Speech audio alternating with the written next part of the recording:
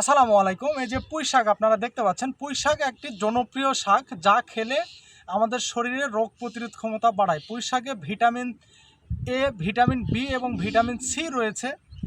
পুঁই শাক খেলে আমাদের হজম শক্তিটা বৃদ্ধি করে এবং পুঁই শাকে প্রচুর পরিমাণে ক্যালসিয়াম এবং আয়রন সমৃদ্ধ একটি শাক, যা আমাদের শরীরে কোষ্ঠকাঠিন্য রোগ এবং বিভিন্ন ফোড়া জাতীয় যে রোগগুলো আছে এগুলো থেকে কিন্তু আমরা ভালো থাকতে পারি।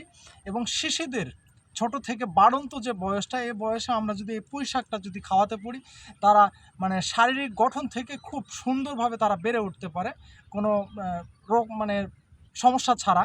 তো এই জন্য আমরা পুঁই শাক খাবো। আর আরেকটা হচ্ছে আপনার ত্বক, এই যে ত্বক, এই ত্বক কিন্তু খুব ভালো রাখতে খুব গুরুত্বপূর্ণ ভূমিকা রাখে এই পুঁই শাক।